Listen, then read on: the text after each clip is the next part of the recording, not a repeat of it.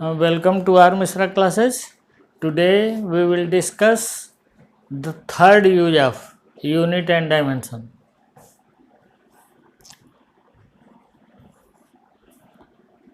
To compare या check the correctness of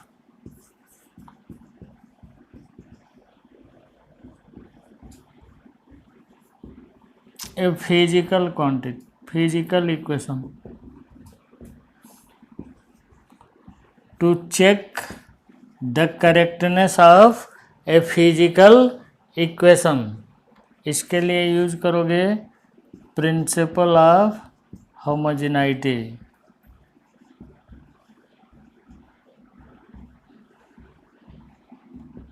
already discussed है. The physical quantity separated by plus, minus, equals, greater or less sign have same dimension.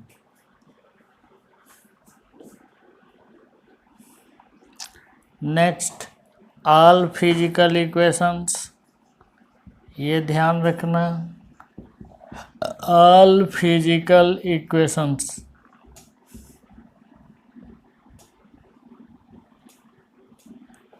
must be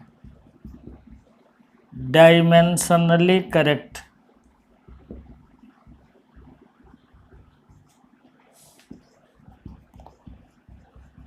Must be dimensionally correct while dimensionally correct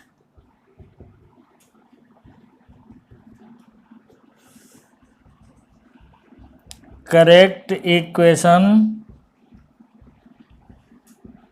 may or may not a physical equation.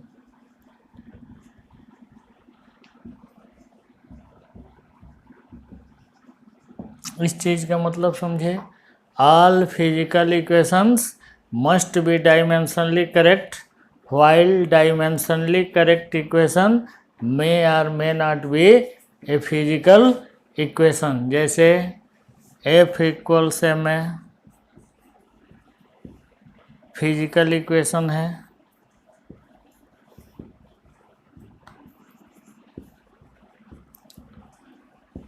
ठीक है.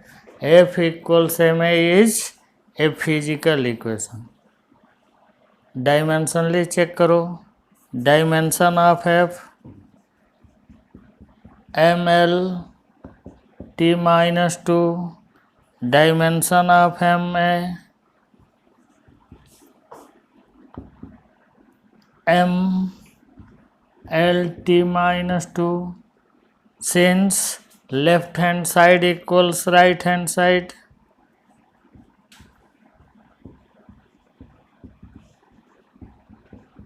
right hand side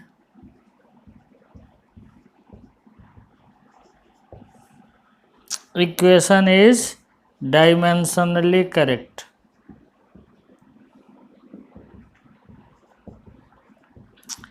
Dimensionally correct. ये equation dimensionally correct है. while जो कह रहा है second part f equals 5 में लिख दिया.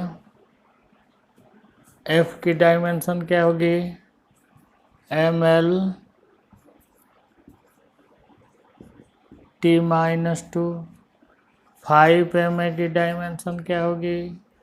ml t-2. डायमेंशनली करेक्ट तो है ये, लेकिन फिजिकल इक्वेशन नहीं है. यही ये कह रहा है कि all physical equations are dimensionally correct. अगर फिजिकल इक्वेशन है must be dimensionally correct while dimensionally correct equation may or may not हो भी सकता है नहीं भी हो सकता। May or may not a physical equation. जैसे this equation is also dimensionally correct. This equation is also dimensionally correct, but not a physical equation. Not a physical equation. This equation is dimensionally correct, but not a physical equation. F equals ma होता है, 5ma नहीं होता। तो इस principle of homogeneity का हम use करेंगे to check the correctness of a physical equation.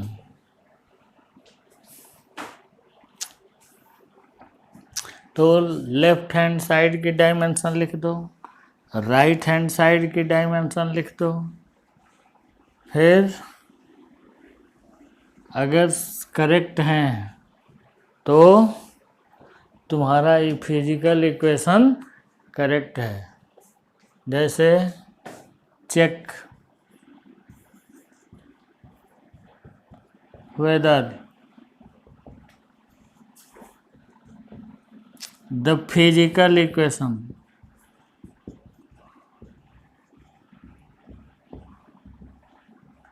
check whether the physical equation t equals 2 pi under root L by G is dimensionally correct or not.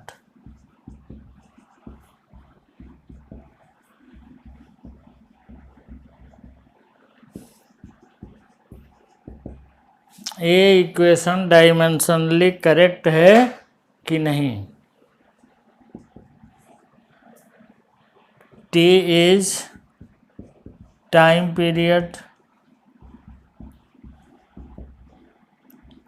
L is length of string, G is acceleration due to gravity. T is time period, L is length of string, G is acceleration due to gravity. तो देखो इन दोनों के बीच sign कौन सा है, equal sign पर जाइए। तो डायमेंशन ऑफ टी कितना होगा, T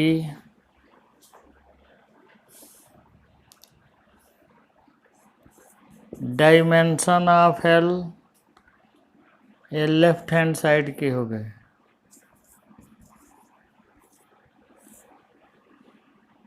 dimension of right hand side लिखो, dimension of length L, dimension of G equals L T minus 2, L by G equals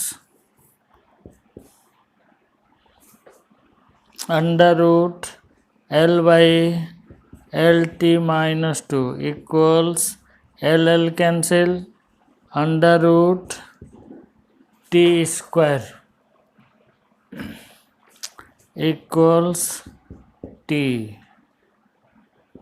ये 1 हो गया, दिस इज 2 हो गया। Dimension 2 pi is dimensionless quantity.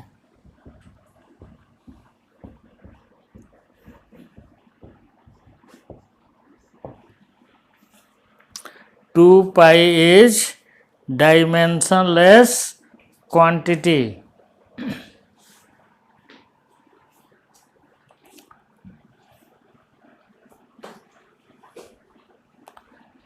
Therefore, from 1 and 2,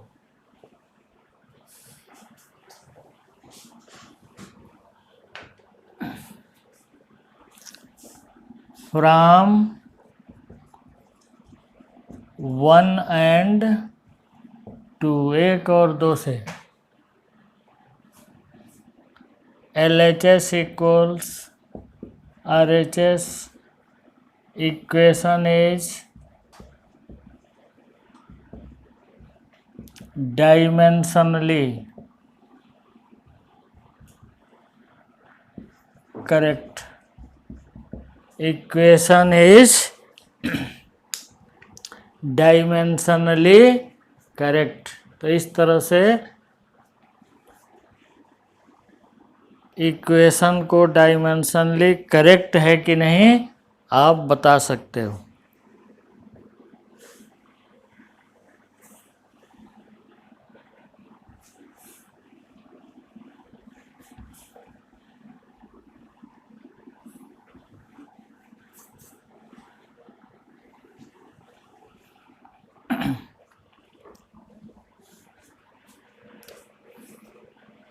समझ गए.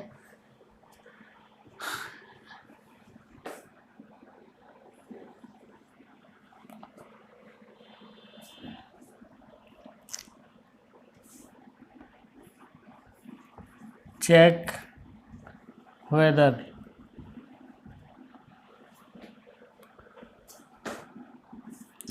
torque equals R cross F is dimensionally correct or not. Dimensionally correct और not. Torque बोलते हो इसको, आर को रेडियस वेक्टर बोलते हो, एफ को फोर्स बोलते हो. वेक्टर है, हालांकि डायमेंशनल एनालिसिस में वेक्टर का कोई मतलब नहीं होता. डायमेंशन ऑफ टार्क लिखो, डायमेंशन ऑफ LHS देखो. डायमेंशन ऑफ टार्क कितना तुम लोग ऑलरेडी लिख चुके हो, ml² T-2. Dimension of RHS लिखो,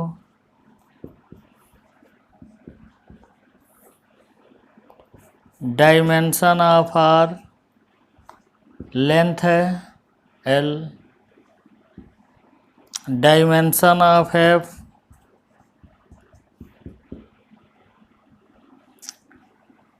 ML T-2. Dimension of R cross F equals L ML T-2 कितना हो गया, ml² T-2 हो गया. This is LHS. LHS में टार्क लिखा है, dimension of torque is ml² T-2. Dimension of RHS के लिए R क्रॉस F लिखा है, dimension of R is L. Dimension of F is ml T-2. Dimension of R cross F equals L ml T-2 equals ml² T-2. देखो 1 और 2 दोनों एक ही हैं कि नहीं. 1 और 2 दोनों एक ही हैं. This implies that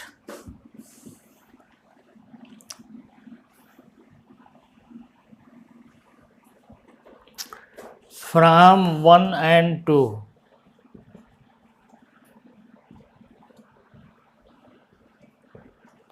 from 1 and 2 देख रहे हो. 1 ml² T-2, 2 is also ml² T-2.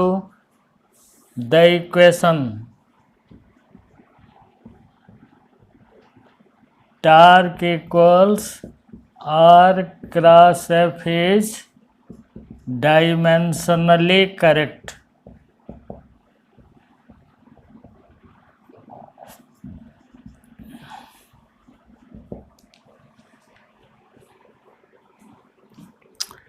Dimensionally correct. तो दोनों साइड का डायमेंशन लिखते हो, डायमेंशनल फार्मूले। अगर दोनों एक ही हैं तो physical equation is dimensionally correct. अगर नहीं एक हैं तो equation is not dimensionally correct. Therefore this must not be A physical equation. अगर डायमेंशनली करेक्ट फिजिकल इक्वेशन नहीं आता तो समझिए कि वो फिजिकल इक्वेशन सही नहीं लिखा हुआ, कहीं ना कहीं कोई चीज़ मिसिंग है। लेकिन ये कोई ज़रूरी नहीं है कि डायमेंशनली करेक्ट कोई भी इक्वेशन को आप फिजिकल इक्वेशन कह दो। इतना तो ज़रूरी है कि if it is physical equation this must be dimensionally correct. If but यहाँ पर कन्वर्स ट्रू नहीं है। A dimensionally correct equation may or may not be dimensionally correct. जैसे तुमको फर्स्ट वाले में मैंने बताया था एफ इक्वल्स ए में भी डायमेंशनली करेक्ट है, एफ इक्वल्स 5 ए में भी डायमेंशनली करेक्ट है। तो एफ इक्वल्स ए में तो इक्वेशन है कौन सा, करेक्ट, जबकि 5 में करेक्ट इक्वेशन नहीं है। Fourth use of dimensional analysis to convert numerical value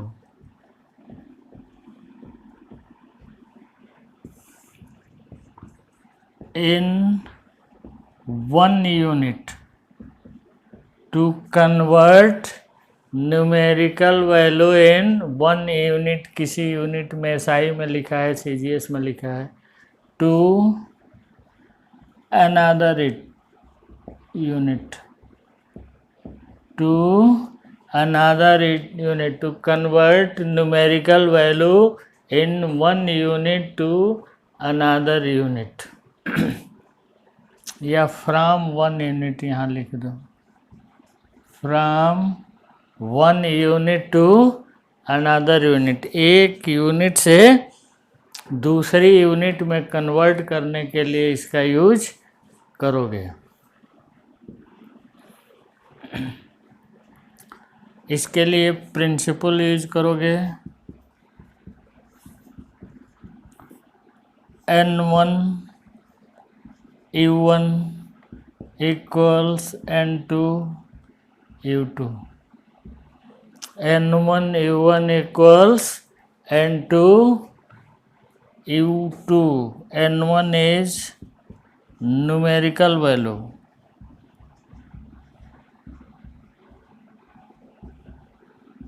in unit 1, U1 is unit 1, N2 is numerical value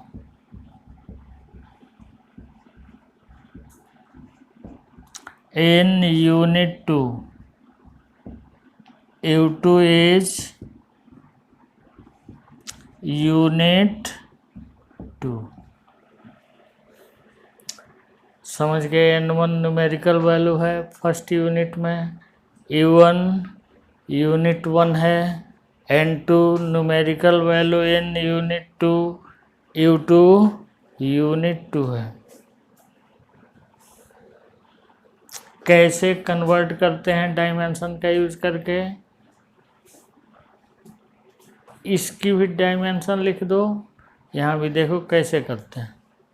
method को रिव्यू, प्रिंसिपल समझ गए। N1 U1 मतलब numerical value in unit 1 multiplied by unit 1 equals numerical value in unit 2 multiplied by unit 2।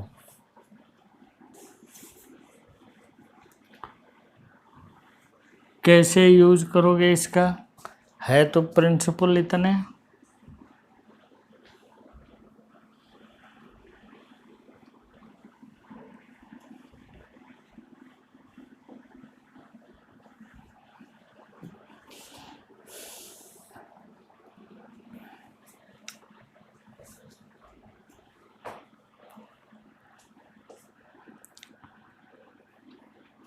जैसे इस question में पूरा step समझा रहे हैं। The universal gravitational constant ji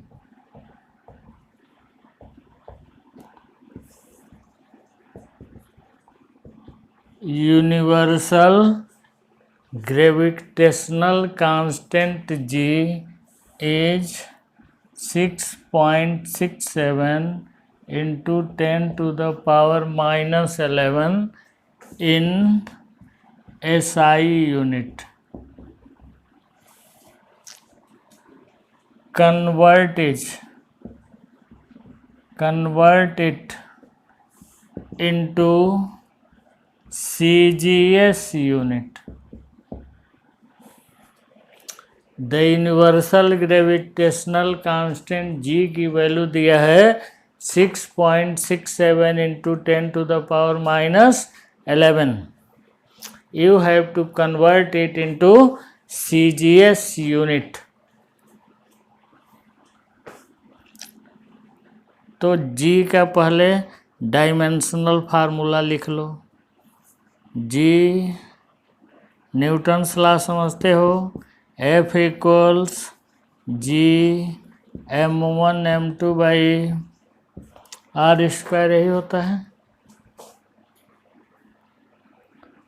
for dimensional formula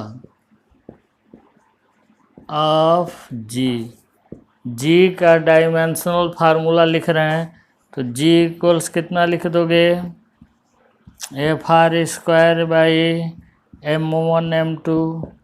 f की डायमेंशन आप जानते हो कितना, ml t-2। आर स्क्वायर की dimension l square, m1 m2 की डायमेंशन mm। एक m से m कैंसिल कर दो, इक्वल्स हो गया तुम्हारा m -1, ये ऊपर जाएगा तो L³ t-2। Dimension of G is m-1 L³ t-2।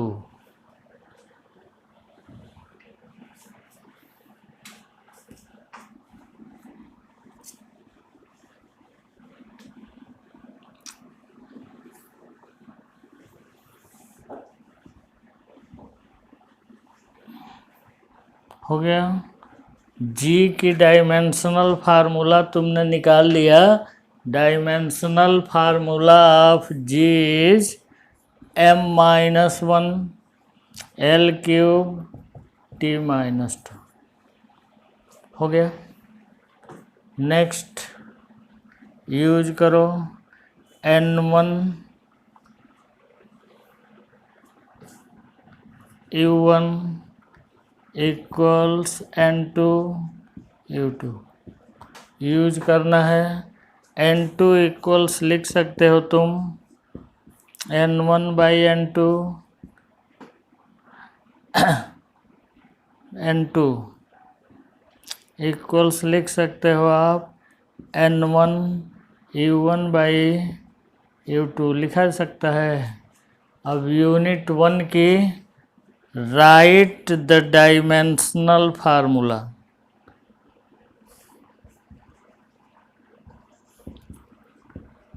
Dimensional formula लिख दो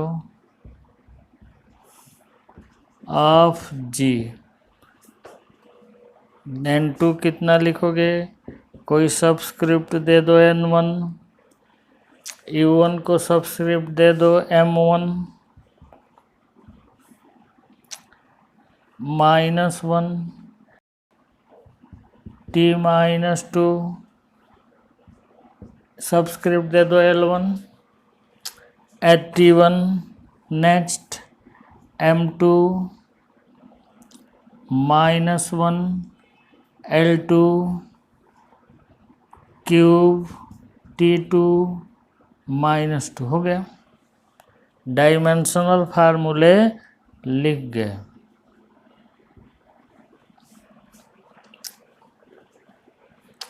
इक्वल्स करो N1, इसको लिख सकते हो M1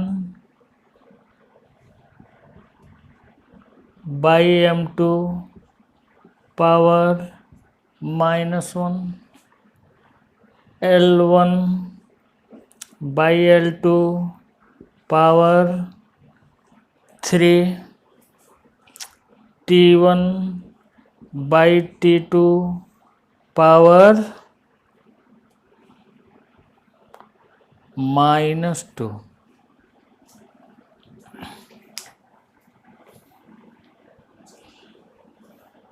मतलब एक डायमेंशनल रिलेशन आ गया तुम्हारा G के U1 और U2 में।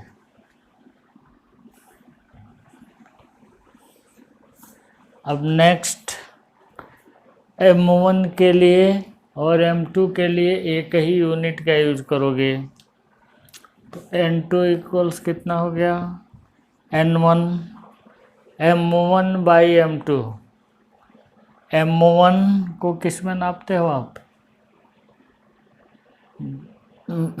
केजी में, और M2 CGS यूनिट में किस में नापते हो इसको ग्राम में।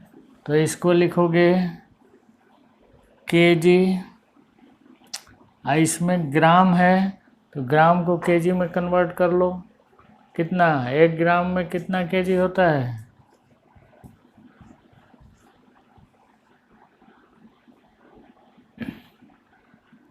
-1 हो गया। सिमिलरली SI यूनिट में लेंथ को किस में नापते हो मीटर, और CGS में सेंटीमीटर। मीटर सेंटीमीटर में रिलेशन क्या होता है मीटर सेंटीमीटर 10⁻⁻² मीटर। पावर कितना है। नेक्स्ट T1 को किस में नापते हो सेकंड में, और T2 CGS यूनिट में भी सेकंड में नापते हैं पावर -2। समझे क्या किया गया। M1 SI यूनिट में केजी, M2 CGS यूनिट में ग्राम। तो केजी अगर न्यूमरेटर लेते हो तो डेनोमिनेटर में भी SI यूनिट CGS यूनिट में जो है उसको SI में बदल लो। कितना हो जाएगा 10⁻³ kg। सिमिलरली SI में किस में मेजर करते हो मीटर में लेंथ, इसमें किस में मेजर करते हो CGS में सेंटीमीटर में। तो सेंटीमीटर और मीटर में रिलेशन क्या होता है 10⁻² मीटर इक्वल्स 1 सेंटीमीटर होगा। तो सेंटीमीटर को भी, क्योंकि यूनिट कैंसिल होनी चाहिए, ध्यान रखो कि यूनिट्स नहीं होगी तभी न्यूमेरिकल वैल्यू आएगी। केजी केजी कैंसिल, इसमें भी मीटर मीटर कैंसिल, इसमें सेकंड सेकंड कैंसिल, इक्वल्स हो गया N1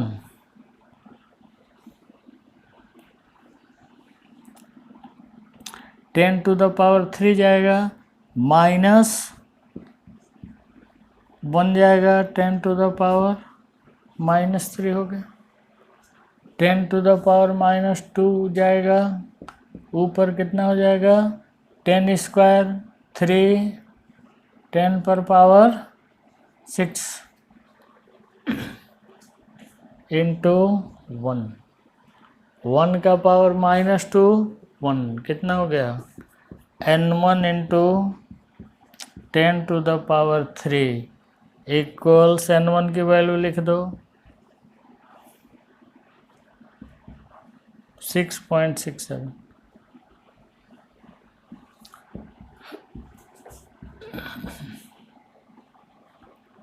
10⁻11 इंटू 10⁻³ कितना हो गया 6.67 10⁻−8 CGS यूनिट।